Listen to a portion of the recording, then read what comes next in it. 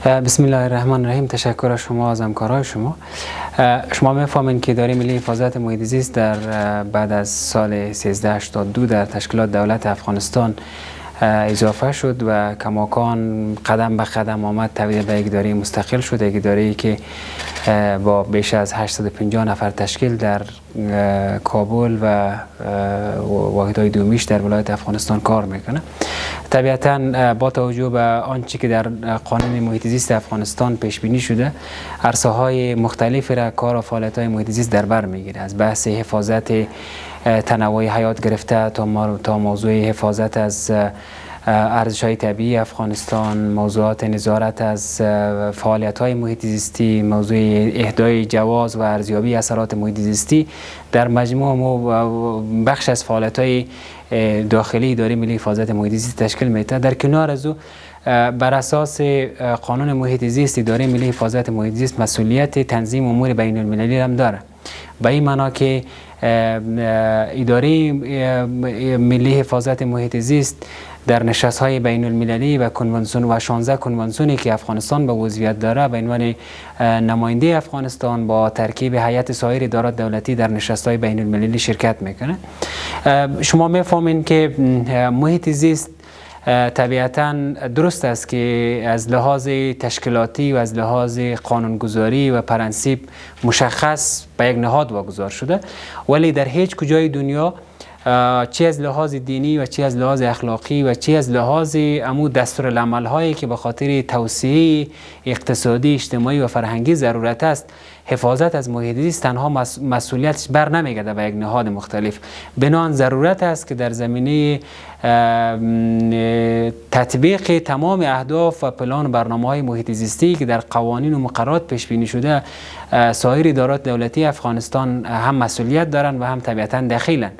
اداره ملی حفاظت محیط زیست تمام تلاشش بوده که در یک تشریک مساعی و در یک هماهنگی مشترک با سایر ادارات افغانستان هم کار خانگی و وظیفه خانگی قانونی که داره انجام بده.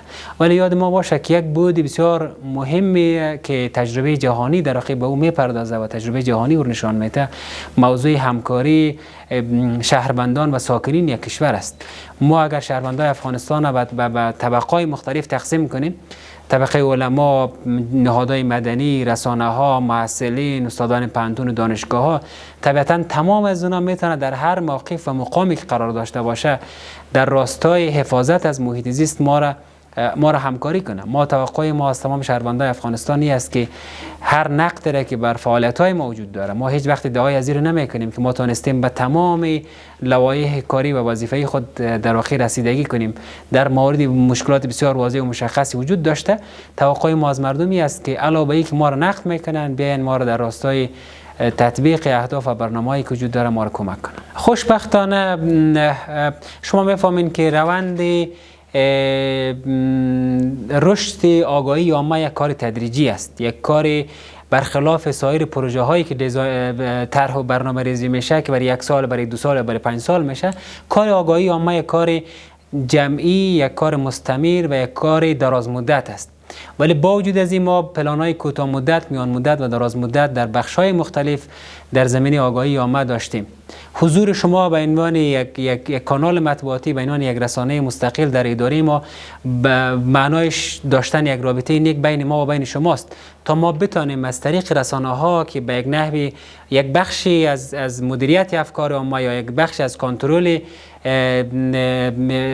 مکانیزم کنترلی که در راستای نشر و پخش اطلاعات وجود داره، رسانه‌ها میتونن در این بخش ما رو کمک به همکاری کنن. در بخش آگاهی عامه با وجود از اینکه متاسفانه مشکلات زیادی وجود داره، شما میفهمین که محیط زیست همونطور که من پیشتر توضیح دادم یک کار دسته جمعی و عمومی است. از هر بخش ممکن ما متاثر شویم. اگر ناامنی های به میان بیاید طبیعتا محیط زیست متاثر میشه. اگر جنگ و ناامنی اضافت طبیعتا افزایش پیدا کنه، یک بخش از محیط زیست آسیب میبینه. اگر درآمدهای مالی کاهش پیدا کنه، طبیعتا ما آسیب میبینیم. حتی اگر حضور رسانه ها در دفتر ما و در کل افغانستان اگر کاهش پیدا کنه، فعالیت‌های رسانه‌ها یک مقدار کمرنگ‌تر شود، طبیعتا یک بخش آگاهی عامه آسیب ببینه، چون رسانه‌ها یک بازوی بسیار مهم و قوی در کنار ما است در بخش آگاهی عامه. در این بخش کارهای مستمر و خوبی صورت گرفته، ولی کارها کافی نیست. مشکلات محیط زیستی کماکان دامنگیر افغانستان است.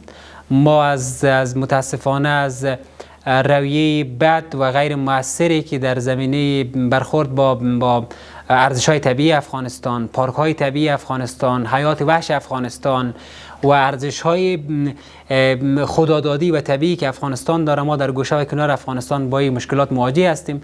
هر از گاهی گزارشات هم به شما میرسه که شکارهای غیر قانونی متاسفانه وجود داره. موضوع عدم استفاده درست از منابع طبیعی افغانستان وجود دارد. تمام از این چالش‌ها متاسفانه ناشی از بیخبری و ناآگاهی میشه. طبیعتاً موضوع توسعه انسانی و فکری که همون بحث آگاهی عامه شامل میشه برای ما اولویت داره. خوشبختانه رهبری ما، رئیس عمومی ما جناب پشتون عاطف و سایر رهبری ما تمرکز اساسیشان روی بخش آگاهی عامه است. این یک از بخش‌های بسیار اساسی و مهم را که همیشه در مجالس، در گفتگوها و در برنامه و پلانگذاری‌ها سرش بحث میشه، موضوع آگاهی عامه است. در این بخش هم کارهای صورت گرفته ولی کارها ناکافی است. در طول چند سال گذشته بخش آگاهی عامه ما بیشتر متمرکز روی شهرهای افغانستان بوده، با وجود از اینکه ما در مناطق روستانشین، در ولسوالی‌ها و در مناطق دوردست افغانستان ما کماکان با این مشکل مواجه هستیم. توقع ما است که با بهبود وضعیت، طبیعتاً با آمدن امکانات ما سعی کنیم که سعی ما به این است تا امکانات برنامه ما در بخش آگاهی عامه افزایش پیدا کنه، ولی کماکان ما باید امو استراتژی عمل را در پیش بگیریم که با وضعیت موجود افغانستان باید سازگاری داشته باشه. ما سعی میکنیم پلان را بسازیم به صورت واقع بینانه با این وضعیت کنونی افغانستان، با نبود امکانات، با نبود دسترسی به بخش از مناطق افغانستان، ما برنامه آگاهی عامه را بتونیم عیار کنیم تا حدی اقل ترین توقعات مردم، رسانه ها را و شهروندان افغانستان در این زمینه بتونیم برآورده بسازیم. شما در جریان هستین که سال گذشته با حکم جلالت مآل رئیس جمهور مقرره کاهش و مبارزه با آلودگی هوا تعدیل شده. یک مقدار تدابیر سخت گیرانه‌تر در اون مقرره جابجا شده تا ما بتونیم تدابیر جدی‌تر در این زمینه اعمال کنیم. ما وجودی چون این گزارش را رد نمی‌کنیم که برخی از شرکت‌ها و کمپانی‌های متأسفانه موضوعات محیط زیستی در نظر نمی‌گیرند، ولی آنچه که مهم است که گفته شود موضوع ارزیابی اثرات محیط زیستی است. در طول چند سال گذشته هیچ فعالیتی را شما در افغانستان نمیتونین شاهد بیارین که به عنوان نمونه تذکر بتین که او اثرات ارزیابی محیط زیستی در نظر گرفته نشده باشه.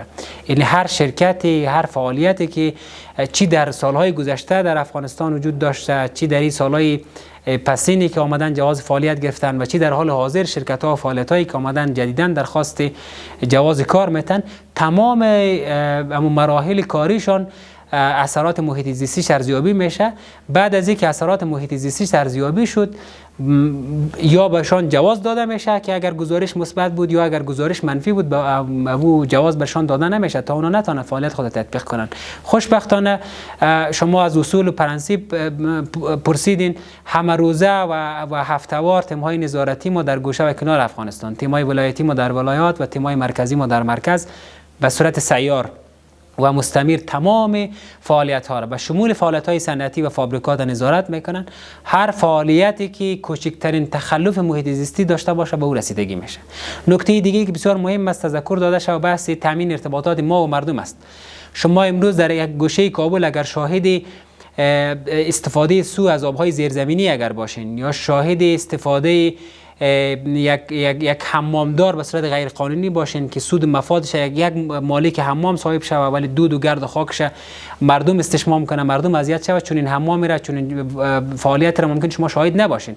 ولی اگر چون این فعالیت را شهروندای افغانستان، شما و هر کسی دیگه‌ای که اگر شاهد باشه، ما یک مکانیزم و یک کانال ارتباطی بسیار واضح را بین ما و بین مردم ساخته شده. یک شماره شارکت 169 ایجاد شده که مردم میتونن به ما گزارش بدن. ما ادعا نمیکنیم که به کل شهرهای بزرگ افغانستان ما میتونیم رسیدگی کنیم. تیم‌های نظارتی ما محدود است، در سطح 15-20 نفر است. اینا به صورت سیار تمام فعالیت‌ها را نظارت میکنن، ولی ما توقع ما از مردمی است که هر شهروند افغانستان، هر ساکن کابل، هر افغانی که در کابل زندگی میکنه خودش ناظر محیط زیستی باشه. ما از مردم چیز توقع نداریم. توقع ما است که به ما بگه که فلان ساحه در فلان منطقه، فلان حمام، فلان تصدی، فلان فعالیت نتیجه کارش برای محیط زیست مضر است. فیلم بگیره، ویدیو بگیره یا هیچ سندی نگیره، کافی است به ما زنگ بزنه بگه که این فعالیت در فلان جای است، ما فعالیت ارزیابی میکنیم، ما نظارت میکنیم، میبینیم که آیا همین گزارش، همین شکایتی که به ما رسیده مستند است یا نیست. طبیعتا ما گزارشات دسته‌بندی میکنیم با توجه به اون گزارشات مستند واقعی که وجود داره، تیمای نظارتی ما به او رسیدگی میکنن. رسانه‌ها میتونه یک کانال بسیار خوب باشه برای ما. شما اگر گزارشی دارین از یک گوشه شهر کابل که فعالیت‌های صنعتی و تجارتی خلاف ممارسات محیط زیستی جریان داره، میتونین اون گزارش به ما روان کنین. تیمای نظارتی ما به زودترین زمان ممکن و زودترین فرصت ممکن به او رسیدگی میکنه.